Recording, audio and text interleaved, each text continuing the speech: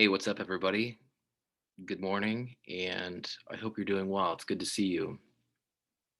So, what we're going to do today is begin by finishing that sort of relatively short inside look at participatory budgeting in New York City. I just think that it's useful because it shows what deliberative democracy looks like when it actually takes place. But then we will pivot to addressing rights and liberties. Now, we've sort of jumped around a little bit, but rights and liberties fits well at this stage in the class curriculum because we've discussed different democratic institutions. We've discussed in a variety of ways different forms of democracy. We've also talked about rule of law, et cetera. In some ways, rights and liberties are sort of the foundation or the fundamental basis for the entire thing, the entire architecture of democracy. And participatory budgeting and deliberative democracy, too, really turns on the idea that as citizens, we have a right and a liberty and a right to participate in as much of democracy as we can through the vote and through discourse and other ways of participating. So we'll finish this video up and then we'll pivot and talk about rights and liberties from a variety of points of view. And I want to eventually have a step back and talk about the big picture. So welcome back. It's good to see you. Be well, and we'll watch this and then reconvene and get into it shortly. Para ayudar a los jóvenes, compren un edificio específicamente que sea como un centro de la comunidad. Un centro de la comunidad. Imagínate que uno tenga un centro. Todos queremos. Pero es que no hay. Imagínate que hay un centro. Cuando más gentes tendremos los votos, pero tenemos que unirnos para los mismos proyectos, eventualmente, en fin. La pregunta sería, ¿cómo podemos trabajar juntos en la comunidad para que entonces tenemos que trabajar? Pregúntales. ¿Por qué? No, porque ustedes son los representantes del gobierno. No me paga nadie, no soy político, nada de eso. La comunidad están aquí alrededor tuyo y es lo mismo para... pero señora, la misma cosa... Un momento, pero la cosa es que es la misma pregunta sobre esto. Somos la única mesa en español, esta comunidad hay muchas personas que hablan español. Entonces, ¿qué vamos a hacer nosotros para atraer más personas cuando es tiempo de votar? Unir. Esa es la cosa, porque todo esto necesita organizar. No podemos pedirle ni a Carlos Menchaca, ni a fulanito. Es nosotros. ¿Quién vamos a traer? 2 amigos más, 3 amigos más y aumentarlo. No es pedir que alguien lo solucione. Aquí está la solución, se tiene que ver. Si es sea para la vivienda, sea para el waterfront, sea para este proyecto. Para los jóvenes. Se tiene que hablar con otras madres, traer más personas. Tenemos que ser más inclusivos. Más que todo. Compañeros, ya pronto, ya la gente ya está acabando. Hay más ideas que queremos agregar que no hemos hecho.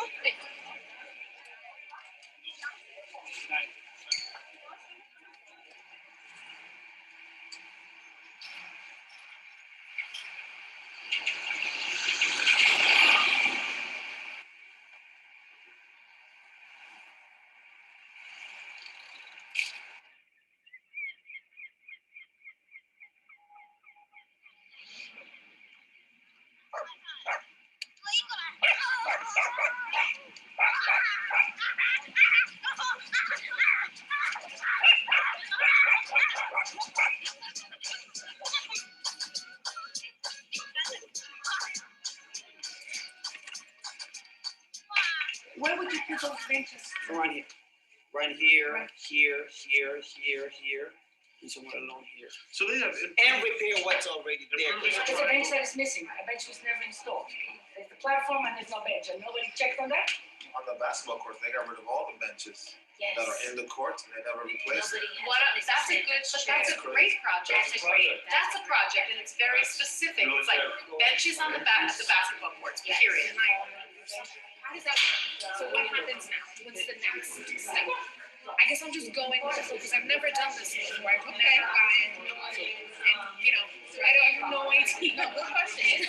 This go to the city and the city approved it. Why is it good or no? And the 50 and it's 15 go to the ballot. We choose as a community.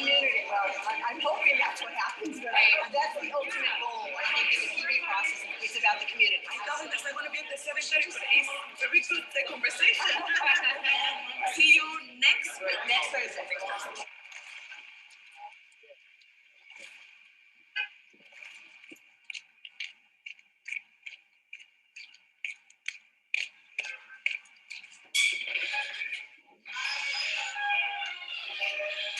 If you do it in Spanish, Do you want people to you put might be the, able to put it pasta English on with one side, Spanish on the back They side. can. Put the letters in the end. So this is a project to help fix the basketball court that we need fixed. That's it. So we're gonna try to fix this nice. We have so many crime lately, last 6 months or so.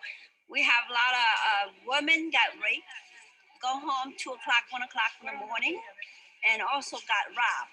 Spanish people, same thing. Chinese people, same thing. Put a clock on here. So they want something like a camera, right, on the street. So we're making a poster for security camera. Keep communities safe. Nuestra escuela ya es muy antigua. Son 100 años con los mismos baños. ¿Usted sabe lo que es ir a un baño con esa antigüedad? Mis hijas, tengo una hija de 18 años que se graduó de ahí, tengo una de 10 que este año se gradúa, pero tal vez mis nietos les toque ir ahí para que vayan a nuevos baños. Yo por mi parte espero que gane mi proyecto. A ver qué pasa.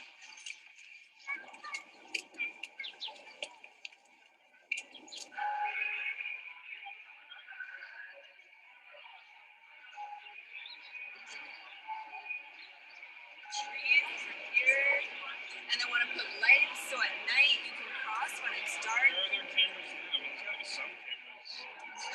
It is dark. So far, these projects have been vetted by the Department of Parks and Rec, and they said these are viable locations. I'd much rather this than a charging table for laptop users at the Sunset Park Library. I mean, some of these things shouldn't even be on here, like pedestrian safety sidewalk extensions. I mean, that should just be. That should be done. Yeah. Well, that's the thing too. You vote for things, and there are other items on here that a lot of people came out and showed support for. Carlos Menchaca, just like in other districts, those council members can say, "Hey, this didn't get all the votes, but it's such a good idea. I love it. I'm going to take some of my other funding and make it happen." It's not about me being innovative. It's about him bringing me to the community so we can jointly work on issues of capital money, eligibility, and making sure that this program grows. And if I can just do a political thing, can I do a political thing?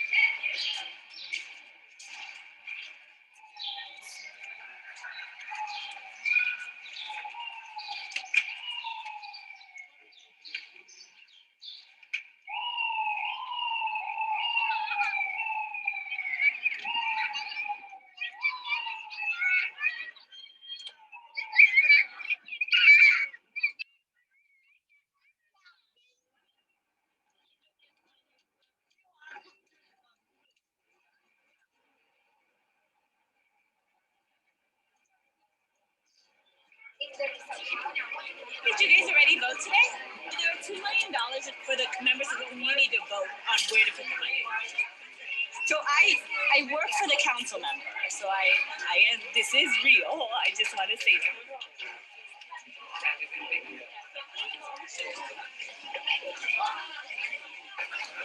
I mean, I can't tell you what numbers, but there's new guard basketball court, center. What are those for surveillance cameras? Just these three guys just throw it away. I don't know. You're the one that There you go. Thank you so much. All right, thank you, sir. Can I get your signature for the new basketball court and stuff? Over here, over here, over here. Where's your mother? Probably. Oh, okay. Yeah. You want to look at the ballot here? I went over there and voted. Yes, I went over there and voted and everything. I told you. Next one, we're gonna have to have you in the assembly so you can tell us what you want on the ballot. 今年不管200万烂泥来决定怎么往这里接。只要你住在38省区，你就有权利。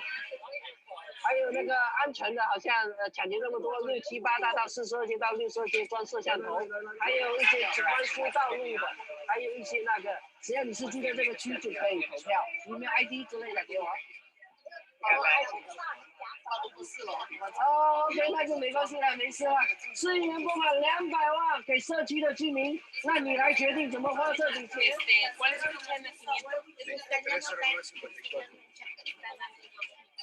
Eres ciudadano, y si no, pues tú sabes que tienes familia también que no tiene esos derechos.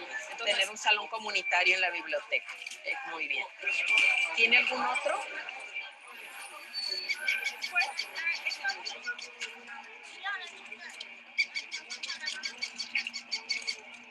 Oh, hey, Jimmy!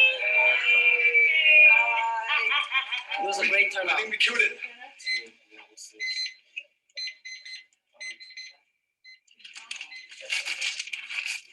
Nearly a third of PB voters were born outside the US. 2/3 of voters were women, and that's a larger share of women than voted in the local election. 22% of people who came out to vote said they had a barrier to voting in traditional elections, and almost half of voters had incomes below $50,000. 14% of people said that they weren't eligible to vote because they were non-citizens. And in District 38, more than 2/3 of ballots were cast in a language other than English. Okay, are we ready? Okay. The number 6 project, the Red Hook Library Community Garden. Here we go. The community room at the Sunset Park Library.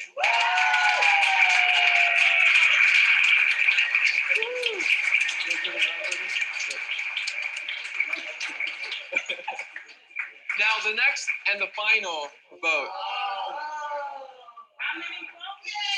1,890 votes were cast for this particular project. Are you ready? Security cameras in Sunset Park.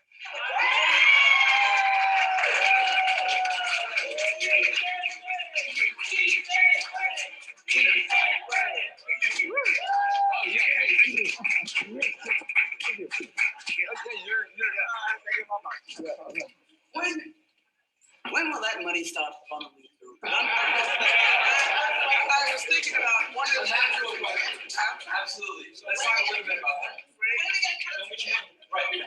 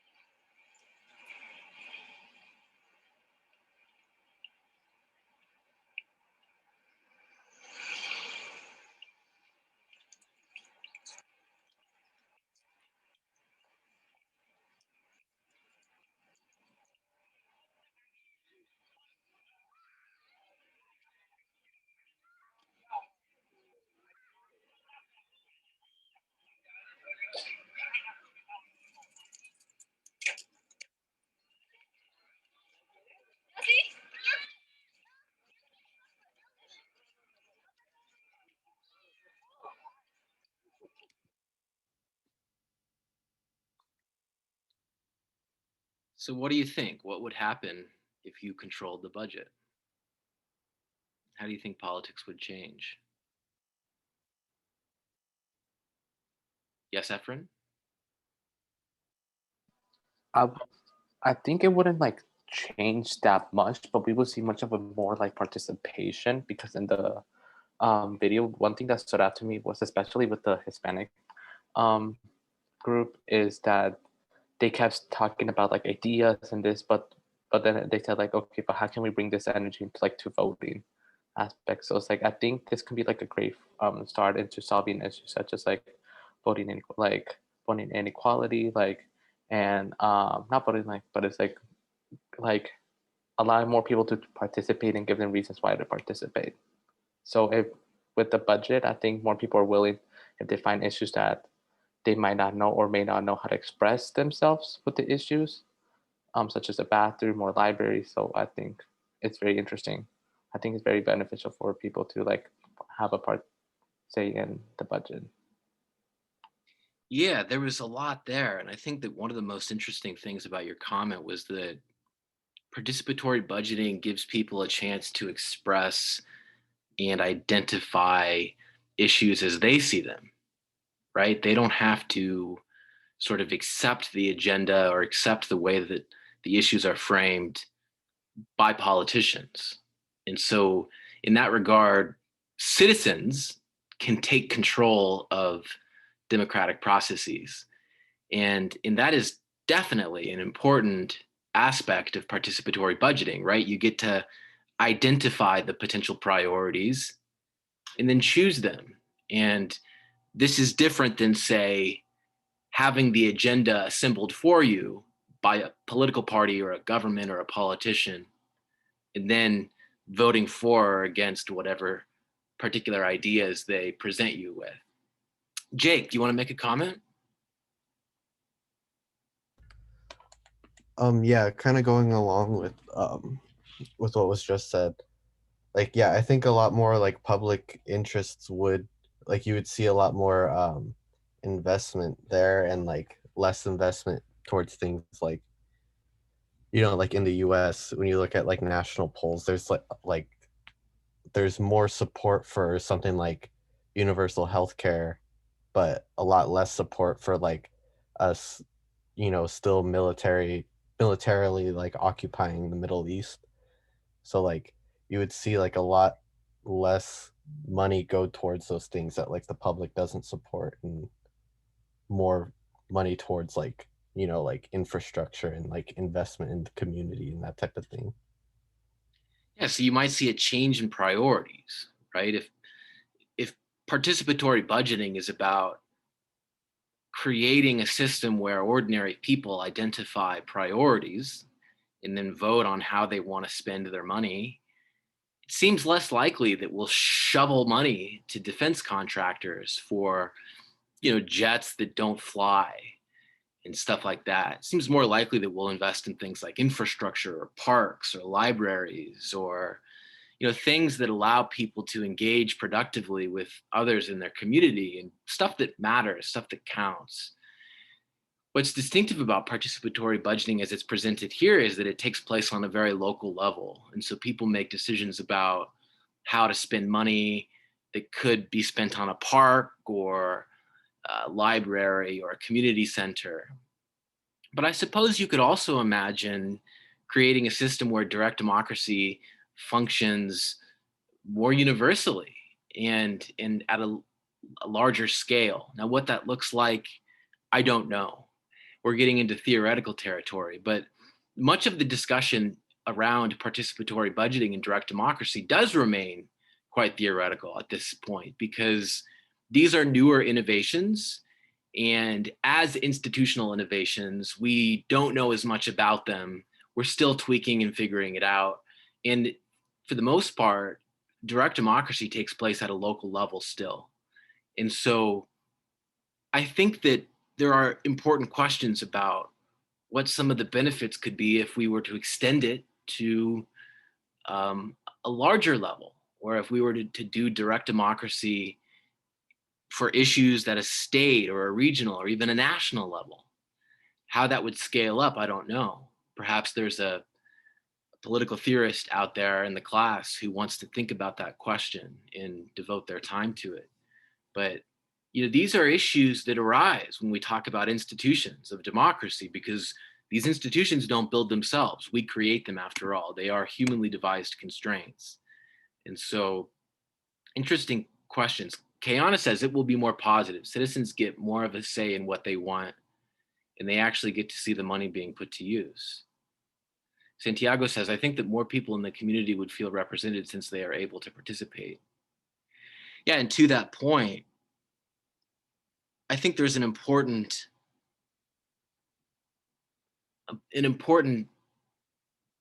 significance. Sorry, I can't speak today. It's important to point out that in these local participatory budgeting processes, a large proportion of the participants are non-English speakers. They are immigrants. They are people who face barriers to voting in normal elections. They are disproportionately women, or a larger proportion of them are women than normal elections. I think that that's all significant because it shows that when you create institutions that are more accessible and when you create processes that are actually meant to be accessed by the people who are affected by the decisions, they will participate. And what's more, I think that there's also an important there's an important consideration around who cares most about local issues. Well, people who have the largest investment in their community, right? People who have children, who go to schools and libraries and parks, people who want to have children, or people who anticipate being in their community for a long time, people who are immigrants and who are investing in their community or starting businesses or creating families or setting roots, people who might have different interests than Wall Street hedge fund owners, or the people who primarily bankroll politicians and parties in national elections. And so you can see then that this is a very different kind of political environment. And it presents people and participants with a very different set of incentives. And it's sort of interesting to see what democracy looks like when it's actually, run by ordinary people. And to be clear, we're not suggesting that the elites can't participate too. It would just be nice that if we all were on the same level playing field. And direct democracy seems to represent, at least in theory, a way of doing that. Jeffrey says, I think this will be sort of better since people create the equality of opportunity to better their local communities and not equality of outcome that is forced by the government. Well, to be clear, Jeffrey, this is an institutional arrangement that falls under the purview of what we would call government, right? Government is large and multidimensional. It's a multi-headed creature, and in this sense, this is government. This is direct democracy. However, it's different than what we would maybe think of as the city or the local government. This is citizens governing themselves. And so, and I think that you could call this forced equality if you want to, because these are institutions that are set up to be participatory. And so it's not something that takes place in the private sector. This is still public political activity. Uriel says, it's infuriating to see the community have to vote for all these projects that are also necessary. The amount of money given to them is such a minuscule fraction of from what those in charge earn. That's just my sociological perspective. I agree, Uriel. Isn't it striking that of the $89 billion that the New York City budget totals in a given year, less than half of 1% is used for participatory budgeting?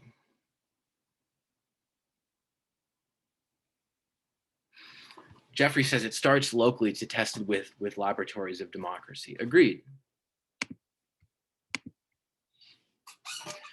All right, everybody. So participatory budgeting, this is one form of participatory democracy and direct democracy where institutions are set up so that we don't delegate authority to representatives.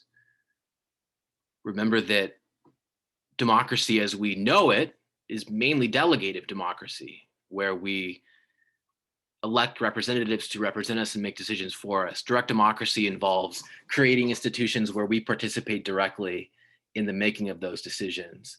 And direct democracy as one form of democracy relies, like the other forms, on a critical idea that is sort of hovered around everything that we've talked about so far in the class, and that is the rights and the liberties that go to people in a democracy. What are those civil rights and political liberties? And what are those fundamental rights and fundamental liberties? in some sense, we take these for granted so much that we think of them as synonymous with democracy. We think about democracy as the right to assemble peacefully or the right to voice our opinion or share our viewpoint, the liberty or the right to participate in elections, to make decisions with others about how money is spent or who will govern us. In this regard, rights and liberties really are fundamental to democracy and fundamental to how we understand it. But remember that democracy itself, we define in different ways. And really only one of our concepts of democracy is more consistent with those notions of rights and liberties. So we're going to actually go back and address the procedural definition of democracy.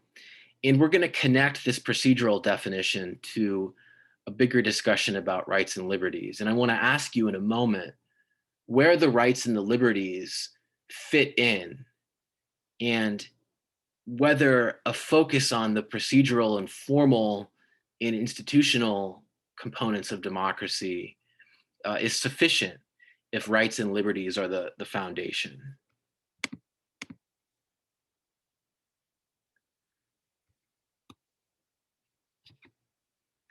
So remember that a procedural definition of democracy focuses on the processes, the formal aspects of the process, the way that the procedures are set up and the way that the system works formally. We defined democracy in this way as a regime where those who govern are selected through contested elections. And for us, contestation meant really three things. First, is the election outcome unknown beforehand? That is to say, is it uncertain who will actually take office once we go to the polls and we vote, regardless of who actually wins? The second dimension of contestation is irreversibility. This is the question: does the election winner actually take office? The third dimension is repeatability. And this refers to whether or not elections occur at regular and known intervals. Now, all three of these are important dimensions of democracy because elections are an important process. We know that those elections have to be free, fair, and frequent. The outcomes have to be irreversible, and the outcomes have to be uncertain beforehand for the elections themselves to be democratic and for the system to be procedural and democratic in a basic kind of institutional sense. This much we know. But I want to ask you, what's wrong with thinking of democracy only in terms of elections? What's the problem with that?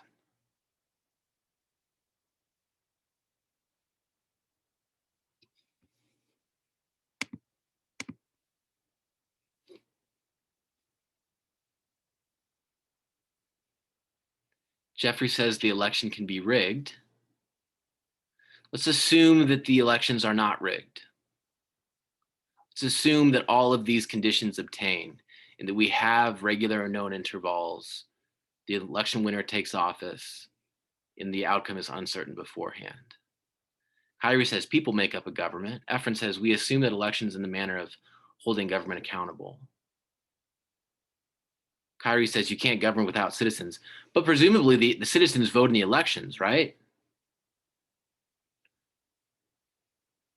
Jake says it doesn't take into account the nature of all of the other governing institutions. Karen says policies and issue stances are left out. Jeffrey, do you want to make a comment? Oh, I was, but you said like let's pretend that. Well, like theoretically, let's not focus on the part that it may be rigged, because in our autocracy class, how to establish an autocracy, the class I'm taking right now, we were learning that sometimes authoritarian regimes can basically establish a democratic institution of elections to basically make it seem as if that it's competitive, but basically it's like but the government basically puts it in a sort of way that will only favor one party. Yeah. So So a lot of authoritarian regimes have elections just as frequently or more frequently than democracies. And you may not be surprised to hear that sometimes in those authoritarian countries, the turnout is almost 100%, and the incumbent dictator will win like 99% of the vote, which is theoretically impossible. But the reason is because they want to try to demonstrate legitimacy or appear legitimate or credible. They want to appear as though they have democratic credentials. Virtually everyone knows they don't, but it's a dog and pony show, right? It's all about pomp and circumstance and just sort of churching things up so that it looks all buttoned up. But in reality, it's not a democracy. And so that's certainly a factor, but assume for our purposes that it is a democracy in these basic electoral senses, in that the elections are fair, the winner takes office, and the outcome is unknown beforehand. So with that in consideration, what else is missing? Is there something else that's not here that we need beyond just the elections? Does anyone else want to comment?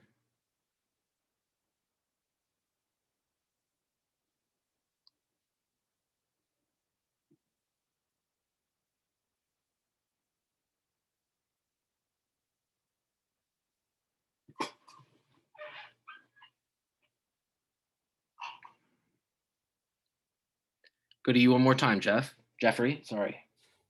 you're good. I don't mind Jeff or Jeffrey, whatever is best fits for you. But anyways, I don't know if this has to do with this, but what first came into my mind when you asked that question one more time, it was this there's a new theory about democracy of why certain democracies are established, and one of the theories is that people think of that democracies is that the government must be for the people or it's basically the will of the people, but sometimes it's not the will of the people, it's basically the will of the elites. But I don't know if this is connected to that particular question. So there are a lot of different reasons that actors might be motivated to set up a democracy. And there's one newer theory that I'm not as familiar with that suggests that electoral competition between parties or political parties might have a motivation to set up democratic institutions for a procedural purpose so that they can basically compete with each other within a closed system. We won't address that here because that's a little further afield. But the general question of, well, what is actually involved in democracy and what does that imply regarding whether elections are enough or whether we need more than just elections? And if we define democracy as just political parties and elites who compete with each other to obtain power, well, sure, there's democracy. But as Kyrie points out, you need citizens. Citizens are doing more than just voting, right? Citizens are doing more than just going to the polls on election day and participating. There's a lot that falls under the rubric of being a citizen that isn't related to election day.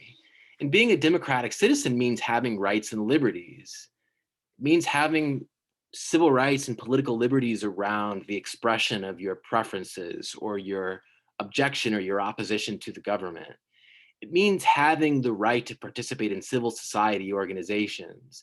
It means having the right to own property or have economic positions or assets. It means sharing viewpoints or engaging in peaceful assembly. It means having a whole bundle of rights and liberties that don't necessarily fall under elections. Now, in a limited sense, yes, citizens do need to be able to vote in and participate in free, fair, and frequent, uncertain, irreversible elections. That's absolutely clear. But notice that access to political power and participation in competition only fill a small part of this overall universe of rights and liberties. Notice that in this universe of rights and liberties, we do have those democracy rights, but those democracy rights don't just include competition and participation. They also include the freedom to assemble and to associate, and to participate in civic organizations. They include the freedom of expression, the freedom to take positions in society, and to oppose or express opposition to the incumbent government or its policies. They include having an accountable government, one that is responsive to other horizontal institutions, but also to voters and groups of voters. They include national sovereignty and the freedom of the state from the control of outsiders or external actors. They include civilian supremacy, that is, civilian control of the military within the domestic political environment. They include social rights, that is, rights with regard to the right to marry or divorce, or the right to identify as a particular kind of person or one with a particular kind of identity. They include economic rights, owning property or disposing or selling property, accessing credit, other economic rights that might pertain to ownership or other things that we would consider important. Cultural rights, like the right to speak our own language or to have our own schools or to teach our children what we see fit in an environment that we choose, so long as those children are able to obtain all of the rights socially to which they are, that they enjoy by virtue of being humans. Solidarity rights and rights to common and collective and cooperative action, rights that relate to our freedom of religion or our freedom to participate or assemble with different groups of different religious or spiritual outlooks, freedom of movement or the freedom to move from place to place, freedom of dignity and freedom with regard to human security, independent courts, personal integrity rights. These are all rights and liberties that are essential to a life of dignity in a democratic life, in a life of solidarity, in a life of freedom, in a life of personal integrity. So what this suggests is that the procedural definition is actually a very, very narrow and small part of the overall picture. And in fact, arguably, you need other rights for the procedural and electoral competitive dimension to really function properly. Now, I want to step back and I want to begin to incorporate your input. And I want to ask you, in a democracy, what rights do you think are the most important of all? What rights and Um, liberties? Go ahead, Mason. I think one of the most important rights is probably the access to power. And I say that because I don't think it's necessary that everybody has power, but I think it's important that it's at least accessible and that it's possible for, every person to be able to, put themselves into that position of power if they feel necessary. Because I feel like once you have, certain people in positions of power where they're almost untouchable or they're in their own category, I feel like that causes like a big separation between, citizens and the government. So if you give, certain positions of power to, the average citizen who maybe wants to run for mayor or do certain things, I feel like that kind of, you know, it it really helps out a lot of the average citizens in that way. Mason, do you think that participatory democracy creates more access to power? Um, I believe so, yeah. Yeah, Because their opinions. Yeah. yeah, and they get to participate in a part of the process that incorporates them, and that is at a level where they can influence decisions um, without the agenda being set up for them, right? And that's the Mhm. key. Thank you very much, Mason. Let's hear from some others. What do you think are the most important rights in a democracy? What are the most important rights and liberties?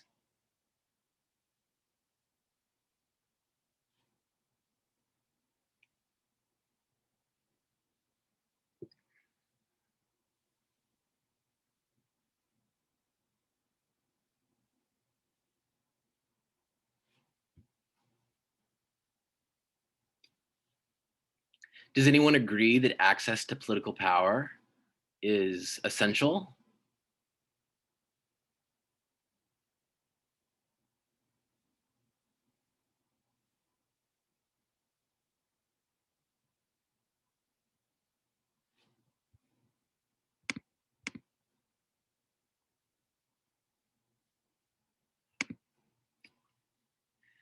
So what you see here is that there really are two ways of looking at democracy, right? We can view democracy in terms of these basic processes that do involve citizens and that do involve the practice and the exercise of rights and liberties. But in a very, very limited procedural sense, the individual or the citizen is really only engaged in that election, right? They're voting for the elites who are in contested elections, who are racing each other.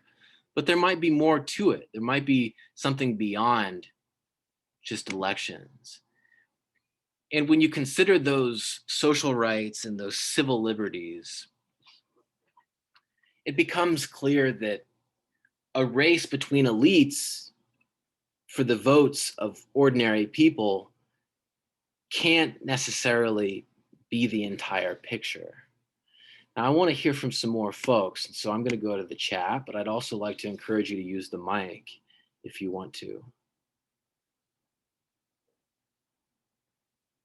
Kiana says, I think freedom of speech and expression, because having a voice is important to having access to power.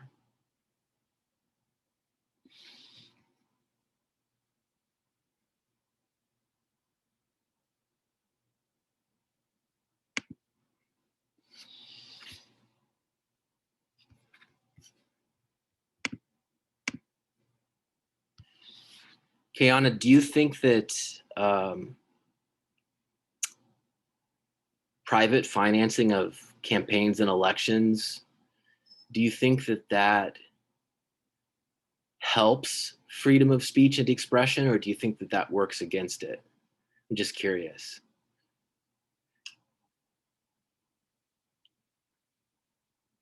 Um, Well, I feel like it could be a good thing and a bad thing because it's based on intention. So, like, if those people that are, privately funding someone, their intentions could be bad, then, maybe the election could be bad.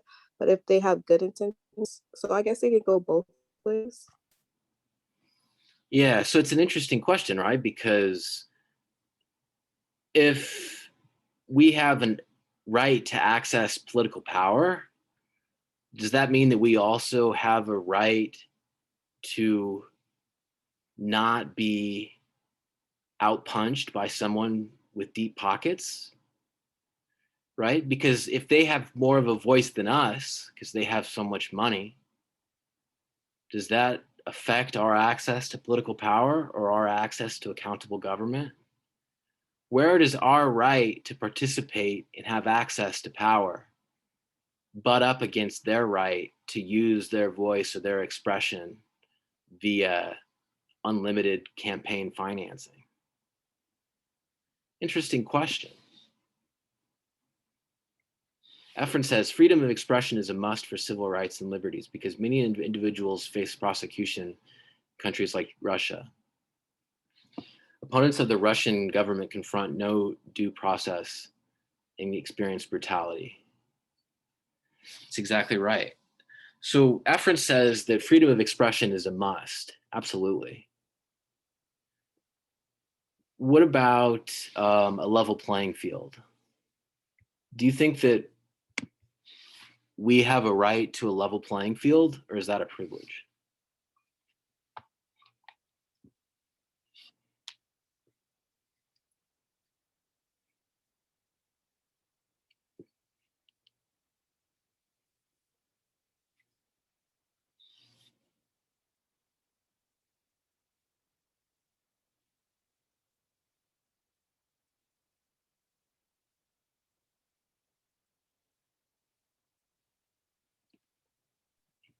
I think we're told that we're given a level playing field, but I don't think we actually all have it. Yeah, but do you think that that is a right that we should have, though? Like, do you think that we're told that we have it because everyone agrees that we should have it, even if in reality we don't?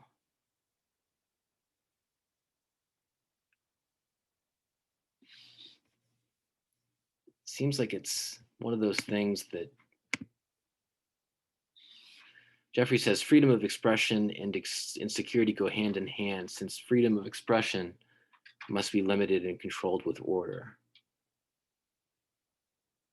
Interesting, Jeffrey. So it sounds like what Jeffrey's suggesting is that there are limits to freedom of expression, and that actually, interestingly, there's a sort of limit or a maximum when it comes to your expression, right? If you're able to express yourself with a megaphone, metaphorically speaking, well, everyone else should be able to express themselves with a megaphone as well. Why should you be able to use a megaphone when we have to use, you know, like a like uh, like an empty like can of beans or something? My point is just to say that access to political power and freedom of expression implies that there should be some equality or some equivalence in our access to political power, because otherwise we don't have equal access to political power. Listen, everybody, we've begun this topic, but we'll continue and get into more detail and have more depth on Friday. It was good to see you. I hope you have a good remainder of your day, and I'll see you on Friday.